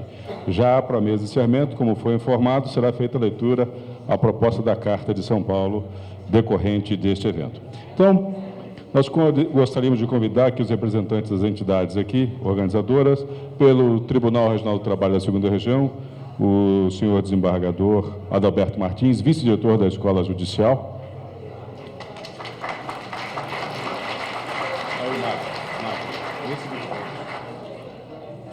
E representando aqui o Tribunal Regional do Trabalho da 15ª Região, desembargador Flávio Alegretti.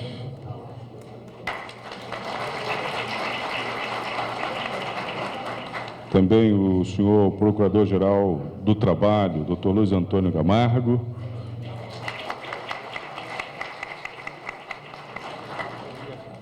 Pela Justiça Estadual do Tribunal de Justiça, a senhora juíza Cirlei Claus Prado, que integrou a última oficina.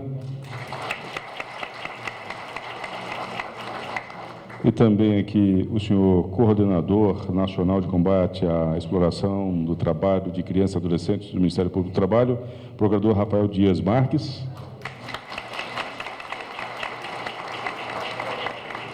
E a doutora Isa Maria de Oliveira, secretária executiva do Fórum Nacional de Prevenção e Erradicação do Trabalho Infantil.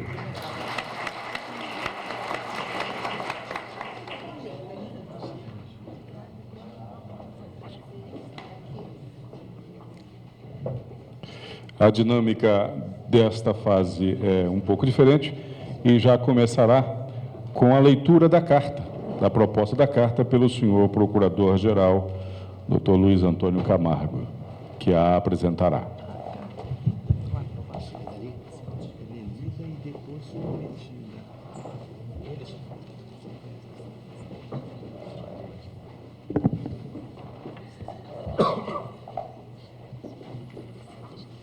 Senhoras e senhores, boa tarde. Quero cumprimentar todos que estão aqui na mesa diretora dos trabalhos. Quero cumprimentar todos que estão aqui também, participando deste seminário. E desde ontem aqui, eu cheguei ao final, no começo do debate deste painel, mas já recebi informações que o seminário foi um absoluto sucesso e não foi somente pela presença da Bruna Marquezine, foi principalmente pelo conteúdo dos debates. Agradeço a oportunidade, sinto-me honrado pelo convite para fazer a leitura da Carta de São Paulo. Carta de São Paulo, pela proteção dos direitos de crianças e adolescentes em situação de trabalho infantil artístico.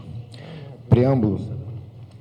Considerando que o Brasil é signatário da Declaração dos Direitos da Criança, adotada pela Assembleia das Nações Unidas em 20 de novembro de 1959, a qual, em seu preâmbulo, reconhece que a criança, para o pleno e harmonioso desenvolvimento de sua personalidade, deve crescer no seio de sua família, em um ambiente de felicidade, amor e compreensão.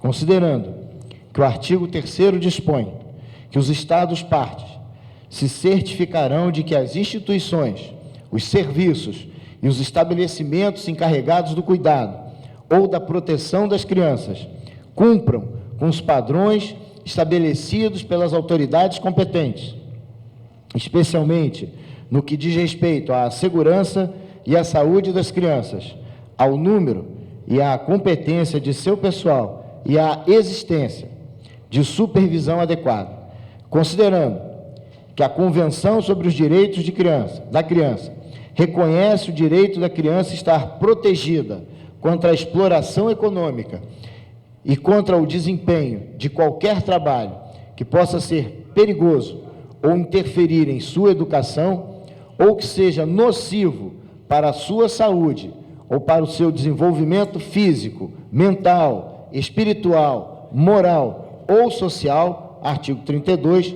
e também impõe que os Estados-partes tomem medidas legislativas, administrativas, sociais e educacionais para assegurar a aplicação deste artigo, e considerando que a Convenção número 182 da Organização Internacional do Trabalho, ratificada pelo Brasil, por meio do decreto número 3.597, de 12 de setembro de 2000, considera o tráfico de crianças ou outras práticas análogas à escravidão como uma das piores formas de trabalho infantil, conforme o artigo 3º, considerando que a Convenção número 138 da Organização Internacional do Trabalho, também ratificada pelo Brasil, e em seu artigo 8º, itens 1 e 2, admite excepcionalmente a possibilidade de trabalho infantil artístico antes da idade mínima,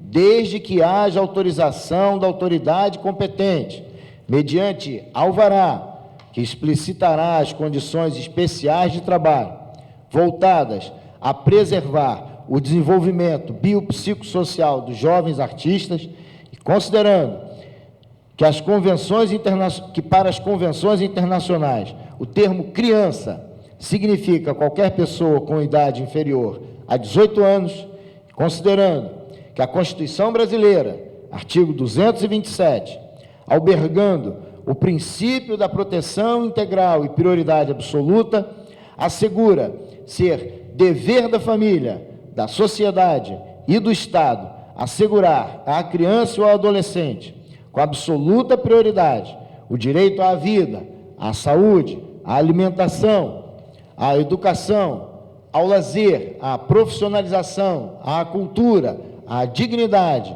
ao respeito à liberdade e à convivência comunitária, além de colocá-los a salvo de toda forma de negligência, discriminação, exploração, violência, crueldade e opressão, considerando que a Constituição Brasileira, artigo 7º, 33, estabelece a proibição do trabalho noturno, perigoso ou insalubre, a menores de 18 e de qualquer trabalho a menores de 16 anos, salvo na condição de aprendiz a partir de 14 anos, e considerando os princípios constitucionais da proteção integral e da prioridade absoluta, bem como o princípio do interesse superior da criança e do adolescente, nós, os participantes do seminário Trabalho Infantil Artístico entre o Sonho e a Realidade, realizado em São Paulo, nos dias 18 e 19 de junho de 2015, promovido pelos Tribunais Regionais do Trabalho da 2ª e da 15ª Regiões, pelos Ministérios Públicos da 2ª e da 15ª Regiões, pelo Tribunal de Justiça do Estado de São Paulo, pelo Ministério Público do Estado de São Paulo, pelas escolas judiciais dos Tribunais Regionais do Trabalho da 2ª e da 15ª Regiões, pela Superintendência Regional do Trabalho e Emprego em São Paulo, pelo Fórum Nacional de Prevenção e Erradicação do Trabalho Infantil, declaramos que o trabalho de crianças e adolescentes em manifestações artísticas antes da idade mínima prevista na Constituição Federal constitui uma das formas de trabalho infantil, seja nas TVs, teatros, rádios, cinemas, publicidade, modelos infantis, dublagem ou qualquer outra atividade. Como regra geral, o trabalho infantil artístico é totalmente proibido pelo artigo 7º, 33 da Constituição da República, que proíbe qualquer trabalho para menores de 16 anos de idade, salvo na condição de aprendiz a partir dos 14 anos, vedando ainda a prática laboral para menores de 18 anos, nos casos de atividades noturnas, insalubres, perigosas e prejudiciais ao desenvolvimento moral da criança e adolescente, sendo uma das formas de expressão do trabalho precoce, o trabalho infantil artístico, acarreta prejuízos ao desenvolvimento biopsicossocial de crianças e adolescentes, ofendendo-lhes os direitos fundamentais relativos à saúde, educação, lazer, convivência familiar e comunitária, dentre outros. E por força do artigo 8º, itens 1 e 2 da Convenção número 138 da Organização Internacional do Trabalho, admite-se, excepcionalmente, o trabalho infantil artístico antes da idade mínima estabelecida, desde que observados os seguintes requisitos: a. Excepcionalidade. B. Situações individuais e específicas. C. Ato de permissão da autoridade competente, autoridade judiciária do trabalho. D. Fixação das atividades artísticas onde poderá ser ativado o labor. E. Fixação de condições especiais de trabalho. Na análise de eventual pedido de autorização judicial para trabalho infantil artístico, antes da idade mínima prevista na lei, deverão ser observados os seguintes parâmetros mínimos de proteção: a. Imprescindibilidade de contratação, de modo que a obra artística não possa ser realizada objetivamente por maiores de 16 anos de idade. B. Aptidão de a obra artística possibilitar o desenvolvimento das potencialidades artísticas de crianças e adolescentes, observando-se em qualquer caso sua finalidade recreativa ou educativa, sem implicar contexto degradante ou que de qualquer maneira afete a integridade física e psicológica das crianças e adolescentes, em observância ao princípio do interesse superior da criança. C. prévia autorização de representantes legais de crianças e adolescentes. D, concessão de alvará judicial na Justiça do Trabalho para cada novo trabalho realizado. E, impossibilidade de trabalho em casos de prejuízos ao desenvolvimento biopsicossocial da criança e do adolescente, devidamente aferido em laudo médico-pedagógico. F, matrícula, frequência e bom aproveitamento escolares, além de reforço escolar em caso de mau desempenho. G, compatibilidade entre horário escolar e atividade de trabalho, resguardados os direitos de repouso, lazer e alimentação, dentre outros, sem qualquer prejuízo à educação escolar básica. H, assistência médica, odontológica e psicológica. I, proteção de labor a menor de 18 anos em locais e serviços perigosos, noturnos, insalubres, penosos, prejudiciais à moralidade e em lugares e horários que inviabilizem ou dificultem a frequência à escola. J, depósito em caderneta de poupança de percentual de no mínimo 50% incidente sobre a remuneração devida. K, jornada e carga horária semanal máximas de trabalho, intervalos de descanso e alimentação, compatíveis com o desenvolvimento biopsicossocial da criança e do adolescente. L, meio ambiente do trabalho equilibrado, saudável e adequado para o trabalho e frequência de crianças e adolescentes. M, acompanhamento do responsável legal do artista, ou quem o represente, durante a prestação do serviço. N, somente será permitida a contratação sem vínculo empregatício quando o trabalho for eventual, como tal considerado nos termos da Lei 6.573 de 78, para este fim, aquele cuja duração não exceda 7 dias consecutivos, vedada a utilização do mesmo artista, por esta forma, pelo mesmo contratante, nos 90 dias subsequentes. O, ajuste escrito, e se for o caso, registre a anotação na carteira de trabalho e previdência social. P, garantia dos direitos trabalhistas e previdenciários, quando presentes, na relação de trabalho, os requisitos dos artigos 2º e 3º da Consolidação das Leis do Trabalho. O roteiro do trabalho artístico não deverá conter elementos perniciosos à integridade da criança ou do adolescente, como sofrimento em cena, exaustiva repetição, uso violento da memória emotiva, exploração sexual comercial, outros trabalhos degradantes, ou ainda constantes da lista das piores formas de trabalho infantil, lista TIP, decreto número 6.481 de 2008. A autorização judicial para trabalho infantil artístico deverá ser certa e específica com relação a determinado contrato de trabalho, não possuindo conteúdo genérico e ou indeterminado. As causas que tenham como fulcro pedidos de autorização judicial para trabalho infantil artístico antes da idade mínima e outras questões conexas derivadas desta relação de trabalho deverão ser processadas no âmbito da Justiça do Trabalho, por força da ampliação de competência operada pela Emenda Constitucional número 45 de 2004, para a efetivação do princípio da proteção integral e prioridade absoluta. O Ministério Público do Trabalho e a Justiça do Trabalho devem aperfeiçoar mecanismos de controle, bem como especializar-se ainda mais, criando, a exemplo dos tribunais regionais do trabalho, da 2ª, 10ª, 15ª, 21ª e 22ª regiões, juízos especiais da infância e da adolescência ou juventude, estruturando-os adequadamente, inclusive em 2º grau de jurisdição, por meio de câmaras, turmas ou sessões com a mesma finalidade. O Estado brasileiro deverá melhor regulamentar o trabalho infantil artístico, tomando como base as experiências normativas comparadas, como, por exemplo, a Diretiva 94/33 da União Europeia. Os órgãos do Sistema de Garantia de Direitos da Criança e do Adolescente devem realizar estudos técnicos,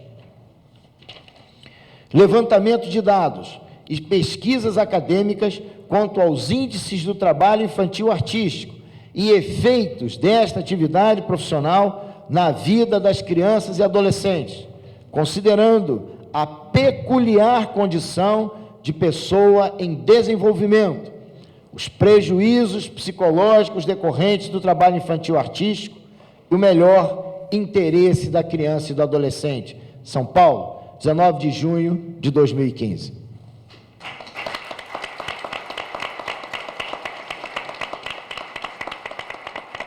Feita a leitura da Carta de São Paulo, nós ouviremos o senhor procurador Rafael Dias.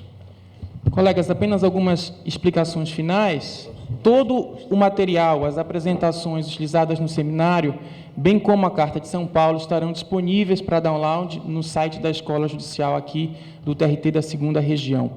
Eu ia submeter a carta à aclamação, mas eu acho que já acabou de ser aclamada por as palmas que ouvimos, mas poderíamos fazer uma vez mais e aclamar as conclusões, então, da Carta de São Paulo. Eu colocamos a todos a, então, aclamar a carta.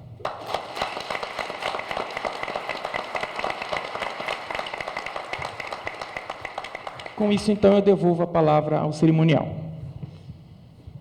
Bom, e fará, então, o pronunciamento o excelentíssimo senhor desembargador Adalberto Martins, vice-diretor da Escola Judicial deste Tribunal Regional do Trabalho da 2ª Região. Bom dia a todos. As últimas palavras são de agradecimento. Gostaríamos de reiterar os agradecimentos às instituições que participaram da organização deste evento, deste seminário de trabalho infantil artístico. Reiterar os agradecimentos a todos os debatedores, painelistas, expositores que aqui estiveram nos 2 dias. Agradecer os funcionários da EJUD 2, que muitos se empenharam para essa organização e para que tudo saísse de acordo com o script. Agradecer a participação de todos, na esperança de que tudo que foi aqui debatido, discutido nesses 2 dias, seja de bom proveito a todos, e eu declaro encerrado este seminário. Muito obrigado, boa tarde a todos.